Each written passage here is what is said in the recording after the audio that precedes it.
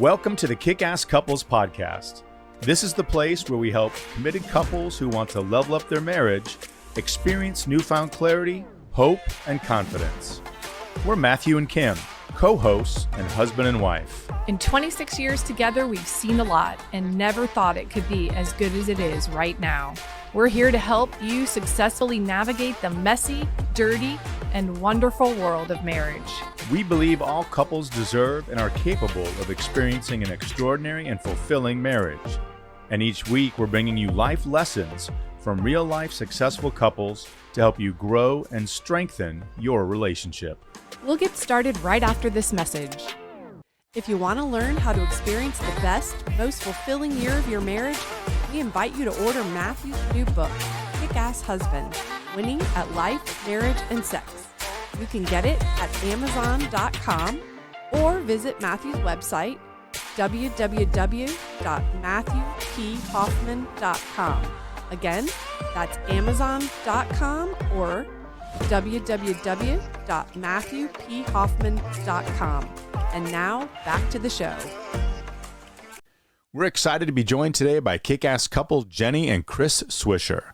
Jenny's a certified personal trainer and fitness nutrition specialist. After years of struggling with her hormones, she learned how to live in alignment with her body and created a personal brand, Jenny Swisher, LLC, teaching other women how to manage their hormones so they can maximize their energy and be their best for themselves and the ones they love. Chris is a former high school science teacher whose passion is also fitness. They met, fell in love, and married, and are the proud parents of two beautiful daughters. Chris joins Jenny as CTO and CFO, and together they work at building Jenny's line of digital products, courses, and podcasts. Welcome back, everybody, to the Kickass Couples Podcast. We are so excited to have a fun couple, Chris and Jenny Swisher, joining us today on the podcast. We were actually introduced by, Macy with Brand Builders Group and then Elise Archer are two people that we worked with in developing our podcast. So we call them the godmothers, or maybe the midwives. The midwives. They helped birth the Kickass Couples podcast. So I'm glad that Macy brought us together. So shout out to Macy and Brand Builders Group. But I love to welcome you guys, and we're so glad that you're here. We're going to ask a lot of fun questions today, and we want you both to answer. And so we always like to start off our podcast with, what makes you guys a kick-ass couple? Ooh, well, first of all, thank you so much for having us on here today. It's been great crossing paths with you, and we're excited to be here. So we'll give you as candid of answers as we can. When it comes to being a kick-ass couple, I guess I would have to say for us, it's always been about how we can support the other one and how we can really grow together through our relationship. We got married really young at the age of 22 and about a month out of college. We were high school sweethearts, and we spent our college years separate. So we went to different universities and kind of did our own thing. He was in college athletics, and I was at a small university about 4 hours away. So we did still see each other, but we definitely had our own lives. And people will often say, like, how did you make it happen? Like all the way from high school through college. And I tell them, I think we really sort of got lucky at that phase of our life with growing together, like just being really open in our communication and being always supportive of the other one and the other one's dreams. And that carried through to marriage as well. So I would have to say that. Great. And I think I'll add, I think it's always been about support and realizing that one person's dreams is really both of our dreams. And no matter what phase of life we've gone through, whether it be a job change or career change, we've always supported that person 100%. I love that. That's a beautiful picture, actually. It is one of support. It's critical. Yeah, we've had different phases. You know, I mean, he competed collegiately as a runner. And then when we graduated and got married, he continued that endeavor for a while. So for the first 2 or 3 years of our marriage, we were traveling all over the country for him to compete in road races and track meets and all kinds of things at the professional level. And so it took a little bit of sacrifice, right? And give and take from a relationship perspective. And then I went through some health issues shortly thereafter with migraine headaches and whatnot. And so having him support me through that And then eventually through my entrepreneurship and my business ideas, where it feels like we're just constantly sort of trading, like, okay, whose dream are we pursuing right now? And how can we keep each other supported and grow through it and communicate through it and stay connected. Love it. I would love to talk a little bit about your histories, because I really believe that we are a product of the people who raised us.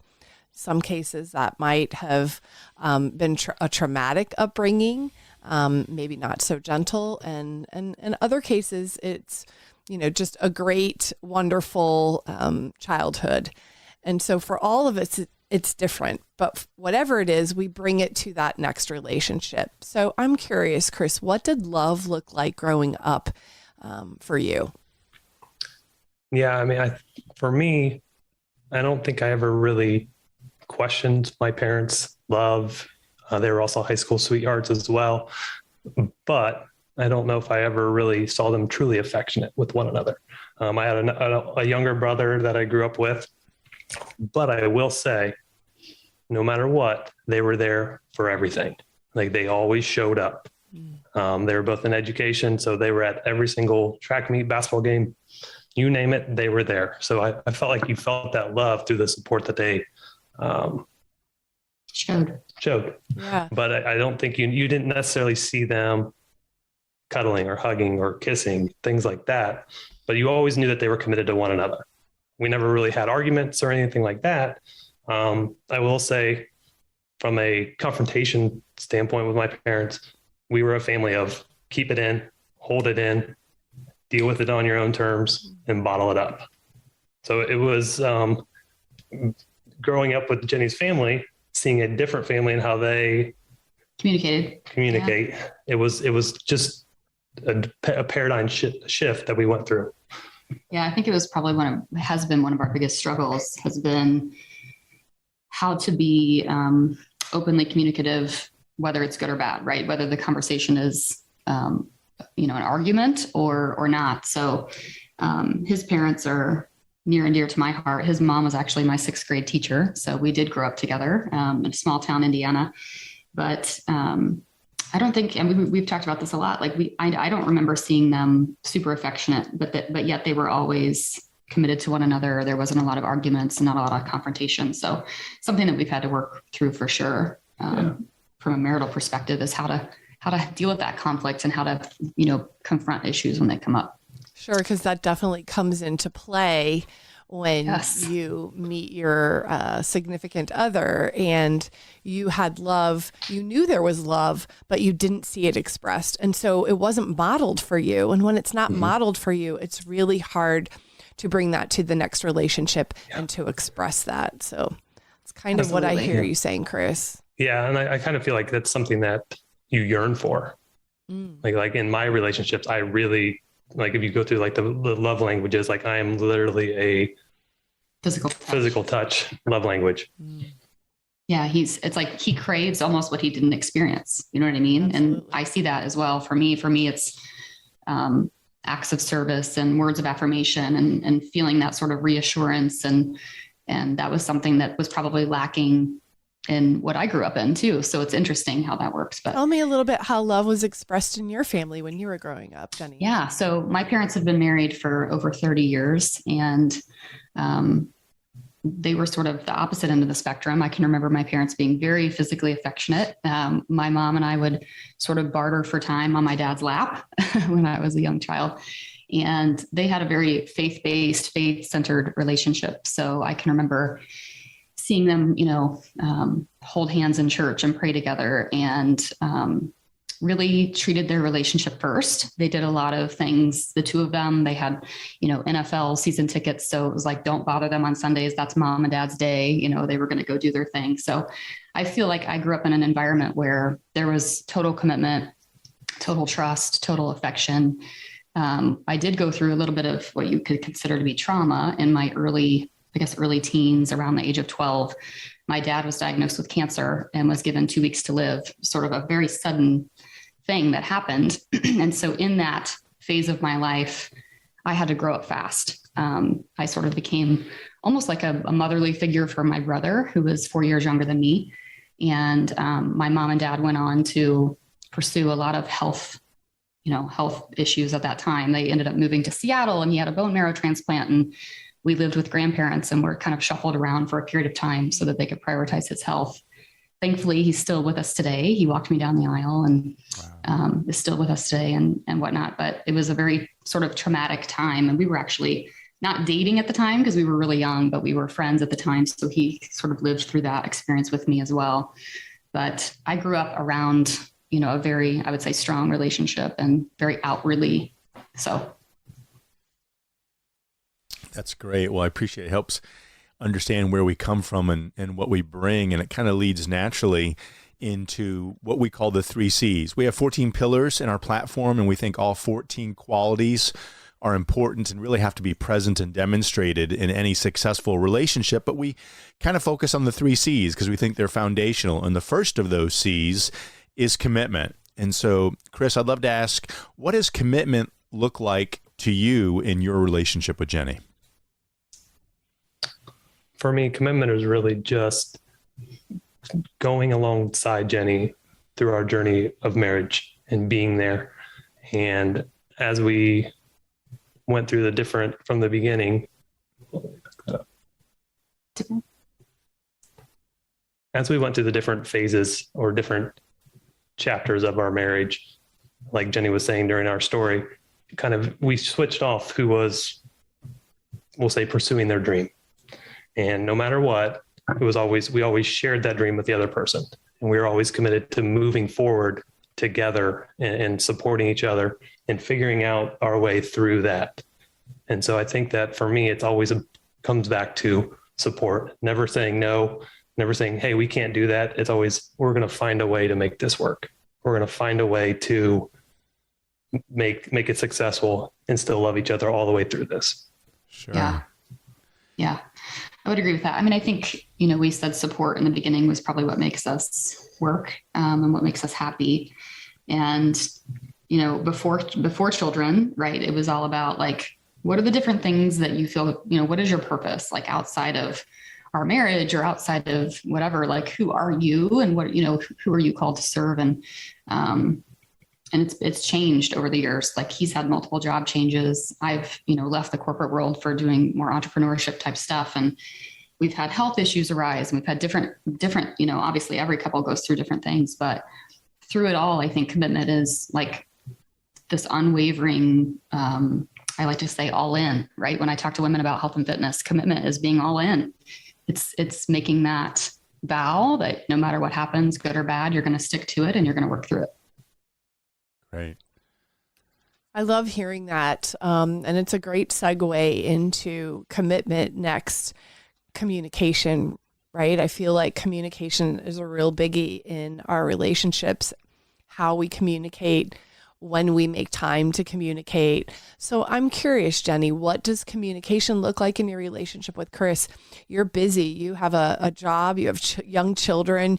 You're in the middle, I like to say, in the thick of it all right now. So how do the two of you find time to really communicate with one another? Yeah. So we were just joking about this last night, actually, because right now we have a 1-year-old and a 5-year-old. And so very much of our life, including our sleep, revolves around our children and what they're up to. And so it's not quite what it was. We were actually married for 10 years before children. So, prior to children, we traveled together. We had 5 nights a week were date night, like we were together all the time.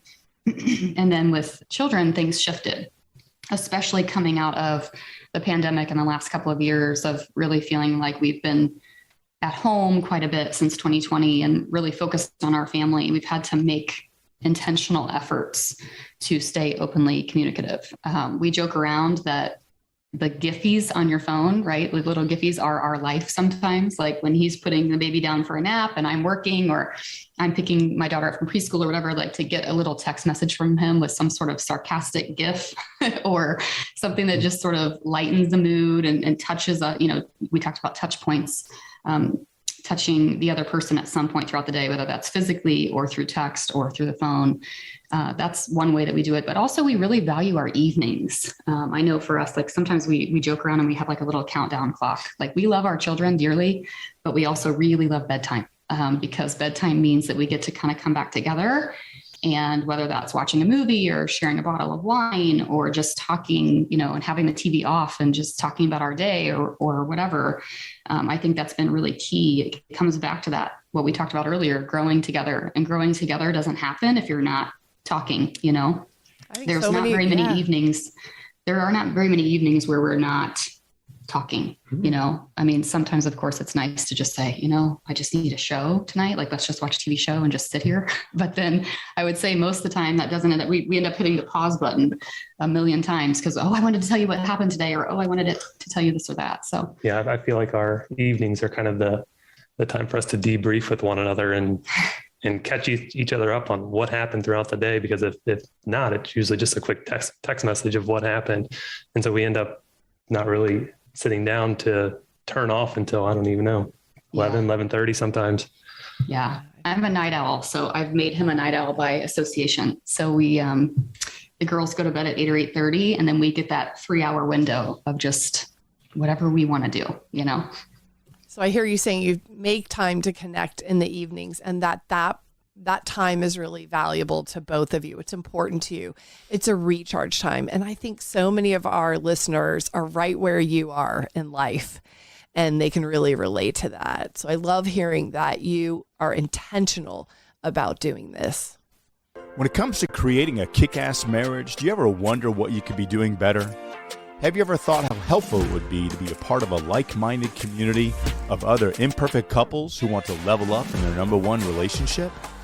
Come visit Kickass Couples Nation, where you can talk with people just like you who are looking for ways to invest in and increase their joy, commitment, and fulfillment in their most important human relationship. You'll have access to a team of licensed marriage therapists, coaches, articles, podcasts, live webinars, and more. Just visit MatthewPHoffman.com so you can learn more about a community that's ready to help you level up. That's MatthewPHoffman.com so you can become of the growing Kick-Ass Couples Nation right now. Yeah, sometimes it's gotta be scheduled. We're going to talk now. And, I used to get, when Kim would come to me in our relationships and go, I need to talk to you about something. I go, oh no, it was deer in the headlights. Cause I thought, I messed up. She's angry. Something's going to happen. And I would get really nervous.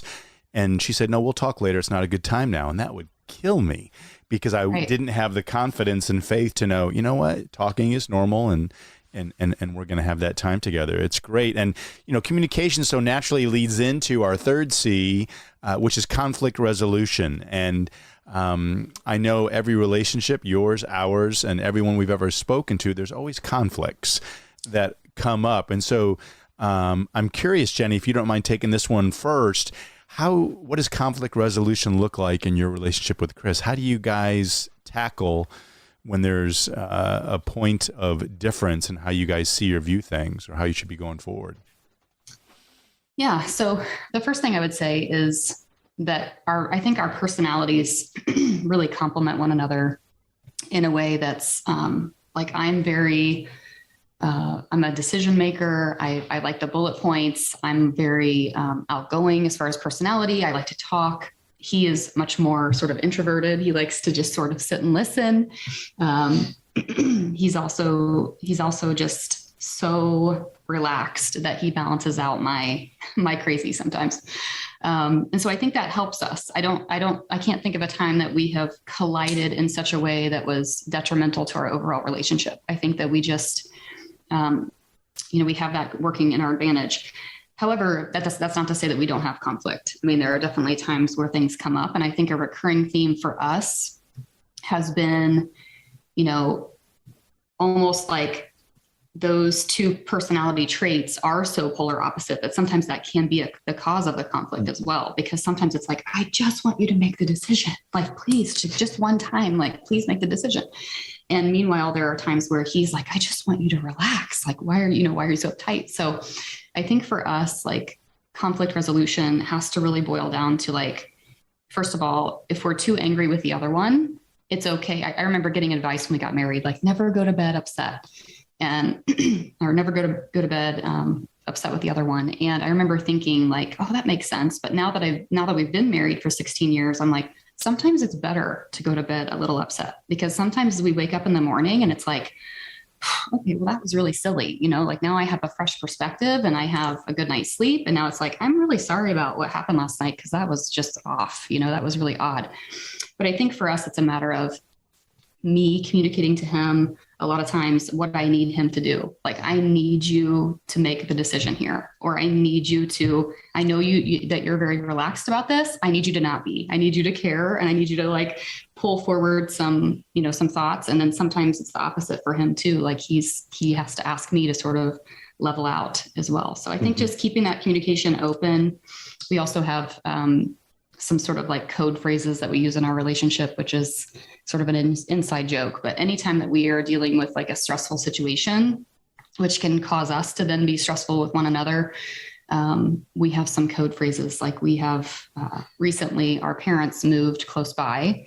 And while we love having that, we also sometimes feel like we have 6 children, because our parents are aging and we're kind of going through this interesting time of life where we have small children, but then we also are helping care for our parents. And those can be really stressful situations that we find ourselves in conflict about.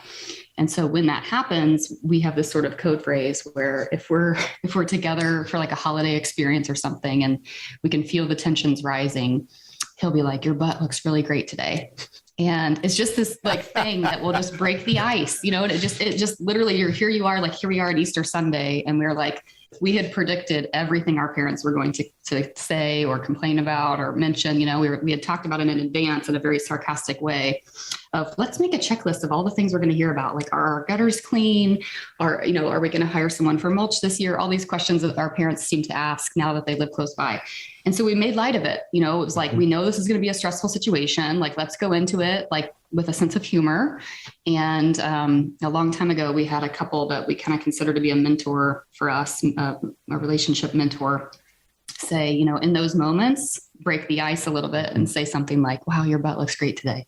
And it's fun. It's silly to say out loud, but it's like, sometimes in that moment, you're like, that's exactly what I needed, was just this sort of lighthearted moment. I think it's great that you have brought that into a relationship. And I love that you shared that, because when we bring humor into a stressful situation, even in the midst of arguing, it just changes the total perspective, and it really does lighten the moment. And we have one friend that even said that sometimes they'll be getting into it, like really getting into it. And then they're okay, the rule is when that happens, we have to take off all our clothes. We have to fight naked. Just makes sense. And then they just spend so much time laughing at each other that they totally forgot what they were arguing about. Right. So, he calls it strip fighting. Yeah, strip fighting. That's a great concept. Yeah. So maybe you guys want to try that out, Chris. I don't know. Maybe. I love it. So Jenny, so you're saying there's code words that you use, which I think is great. It breaks the mesmerism that we can become fixated on, lightens the mood a little bit. What about for you, Chris? When kind of conflict occurs, how do you see yourself handling it, or do you see Jenny doing to change? For me, it's kind of stepping outside of my comfort zone, like being raised in a family that didn't really share their conflict or air their dirty laundry outwardly. My first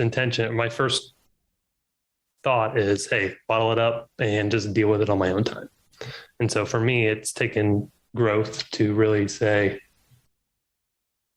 come outward and say, look, or share what's going on, what's the issue, because that's not really natural for me.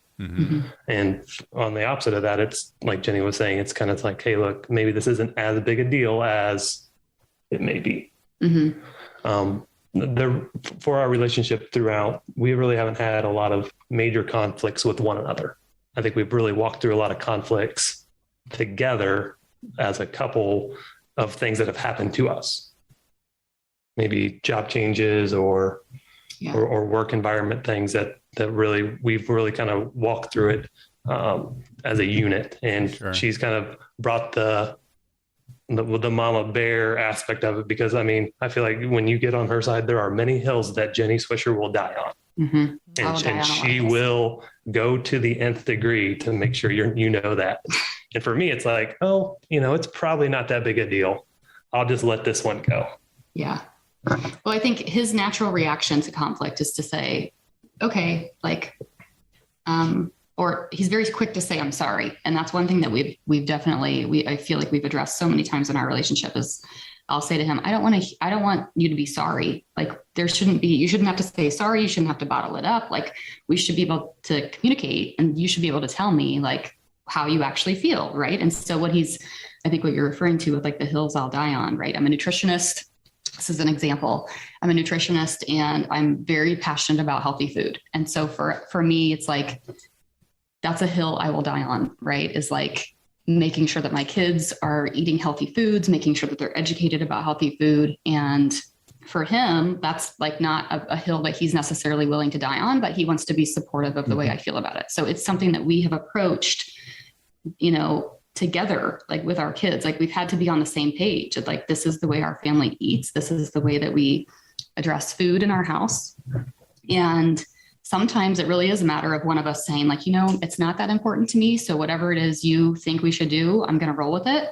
But then in other times where we both do have an opinion, I think our struggle has been with you being willing to not just say, okay, whatever you say and internalize it, but instead to say like, no, actually, this is the way I really feel about it. And I know that when he does do that, that he really does, have those deep feelings about something and I need to listen. So I think we've worked through a lot. I think it's the biggest issue of, I'm sorry, or me being the more opinionated one has really shifted over the last 5 years or so since having children, because so many decisions are now made based on not just what our children experience, but what they see and what they see with us. So, especially having two girls, I very early on, I was like, I don't want the two girls like being raised with a dad that's like always saying, I'm sorry, or who's always just, letting mom control the situation.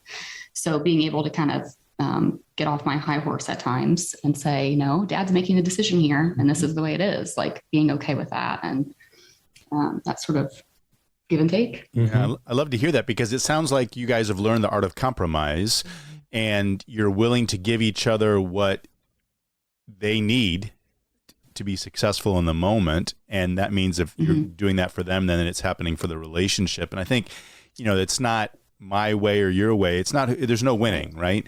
A marriage is not about I won, you lost. Marriage is about did the relationship win? And when you're each willing to give up of self for the other person to get what they need, that's not a loss, it's a gain. And it sounds like you all it's different for each of you, which is usually true in most relationships, right? It's not the same because we're not the same people. And so I love hearing that you guys have learned and played around with that dance and realize, hey, I need to be willing to give so that they can win, which is great. And I think, Chris, I hear you say that you're willing to learn how to communicate what you need better.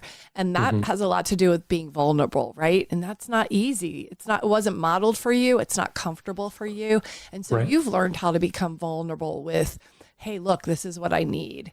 So I think that's an important lesson as well. Yeah. I feel like it's a lot of times you're just kind of stepping out on a limb, especially the first handful of times that you share that stuff. Yeah. It's very scary. It's scary. Yeah. You're not it's sure. interesting too, because go ahead. Yes. Since we've been married, I would say, he has gotten, like, I've seen so much growth there just from both of our perspectives, like me being willing to sort of, listen and not just always be in control of an opinion, and for you to also step up and give yours. But it's interesting because we've had some, like I mentioned before, like with our parents living nearby, we've had conflict there. And so boundaries and things like that we've had to work through.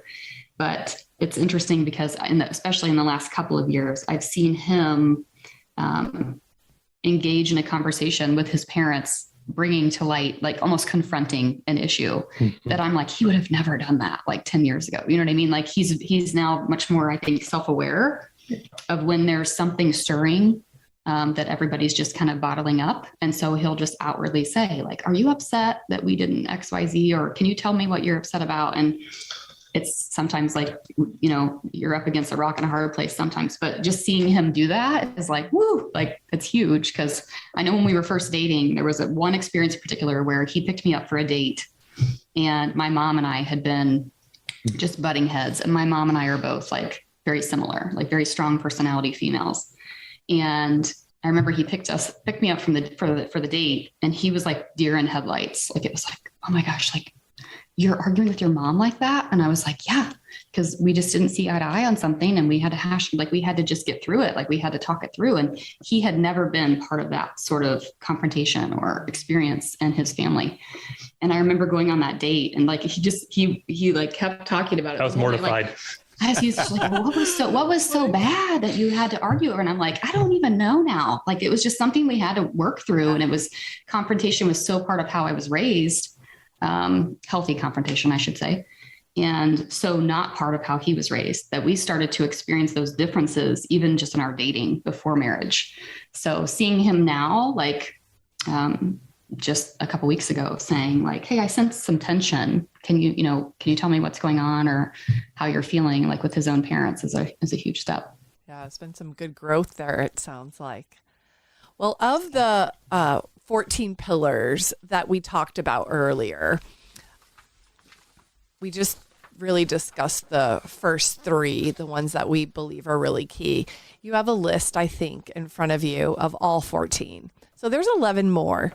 And I'm curious, I'd love to know, Chris, from you, which one of the remaining 11 resonates most with you, and why does it resonate with you?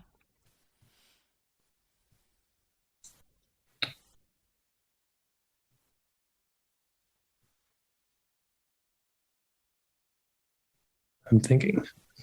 And Jenny, if while he's thinking, there's one that just pops right out at you, you're welcome to take it. Gosh, it's always hard to pick one, It is. There's a reason there are 14, right? So, I mean, for me, I would say it would be a tie between trust and intimacy, like creating those intentional moments, whether it's physical intimacy or emotional intimacy, intentionally making that happen, right? Whether it's like notes in a lunchbox or a Post-it note on the mirror, or instead of me texting to see how he's doing, like, leaving my office and going and giving him a hug and seeing how he's doing, like making those small intentional efforts of intimacy would probably rate it up high for me.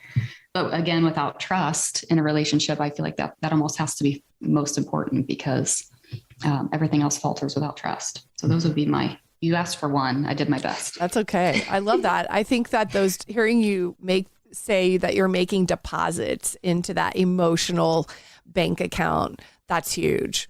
I think that's great for our listeners to hear. How about you, Chris? I think for me, go ahead. Yeah. You found one. Go ahead. I'd love to hear. I think for me, it's kind of like appreciation.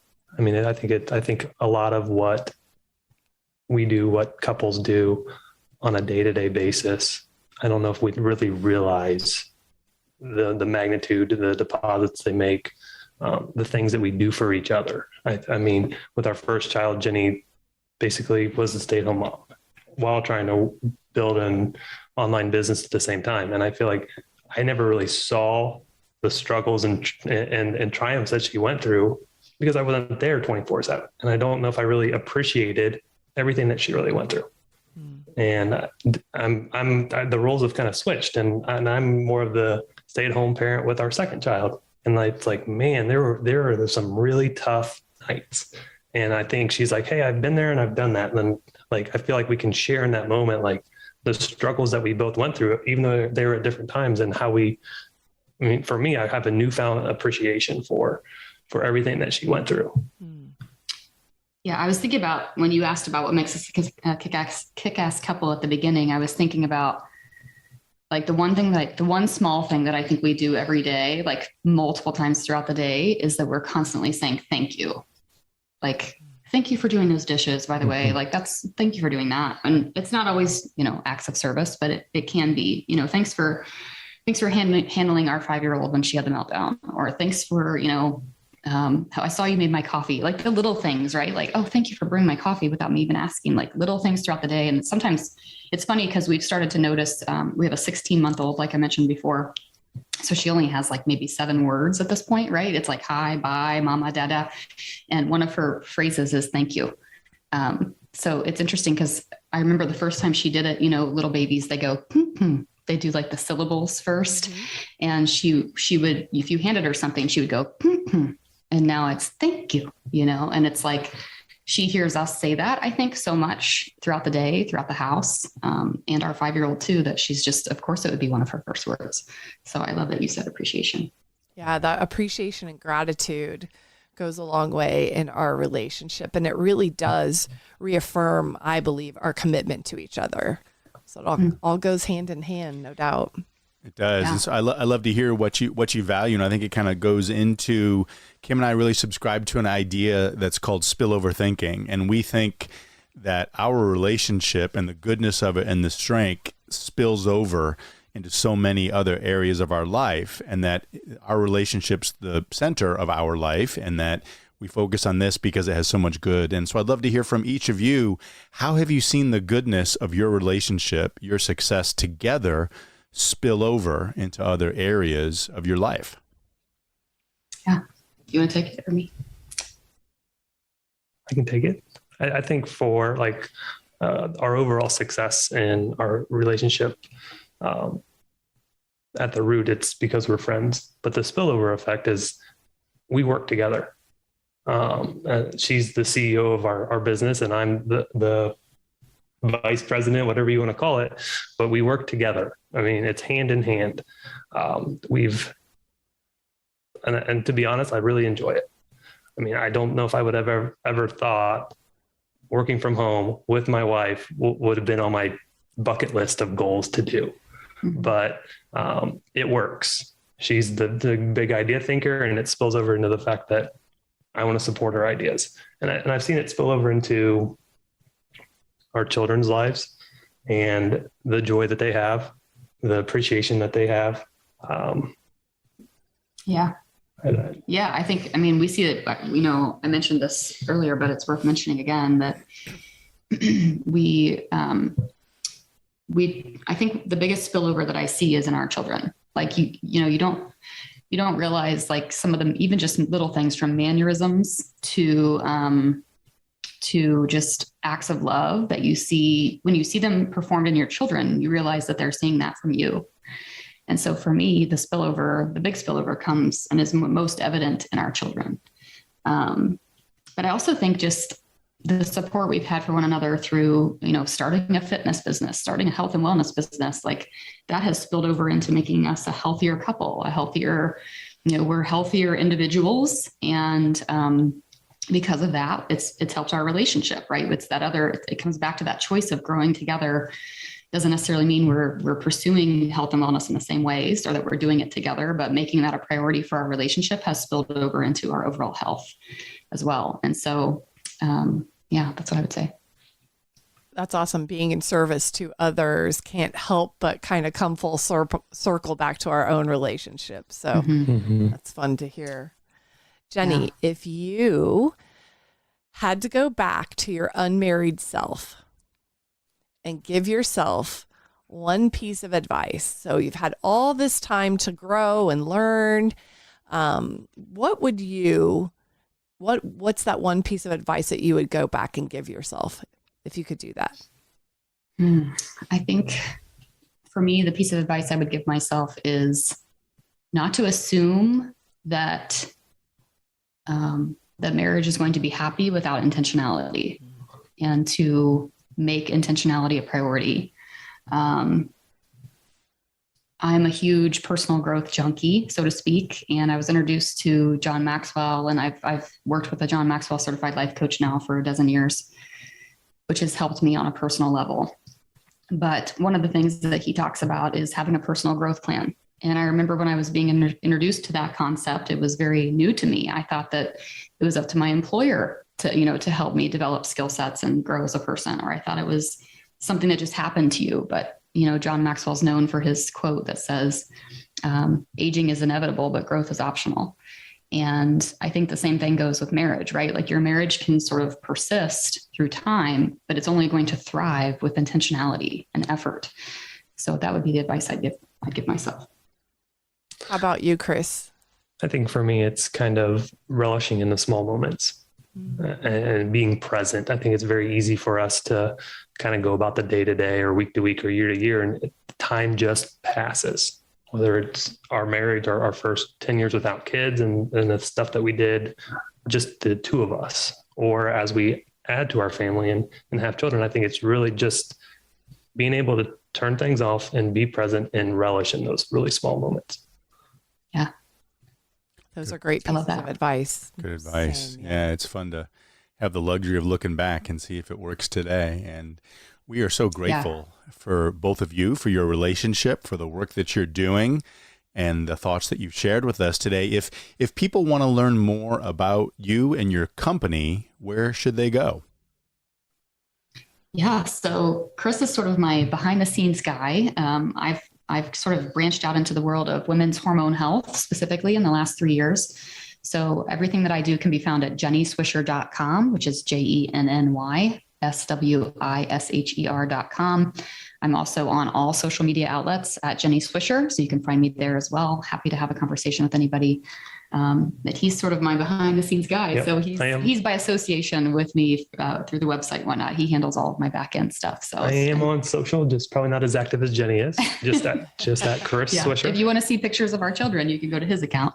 Yep. Love it. Yes, for sure. That's great. Well, thank you for your honesty and the truth you shared today, for spending time with us and our listeners. We're glad you're here, and we want to acknowledge all the good work that you're doing to be a mission-driven messenger and help others with some of the same things that you've gone through and are going through. So we tip our hats to you and are grateful for the good work that you're doing. And thank you for being with us today. Yes, thank you. I've enjoyed getting to know both of you better and appreciate your openness and vulnerability with us and as well as our listeners. So thank you very much.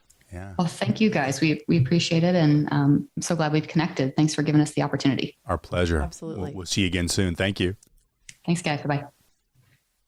That's all we've got for this episode of the Kickass Couples Podcast. If you like the content of this show, you'll love Matthew's newly released book, Kickass Husband, Winning at Life, Marriage, and Sex. To receive a digital mini book of quotes and images from the book, all you have to do is rate this show and leave a review in Apple Podcasts, Spotify, or wherever you tune in to listen. Then email us a screenshot of your review at podcast@kickasscouplespodcast.com, and we'll get it over to you right away. Until next time, remember, happily ever after doesn't just happen, it's on purpose.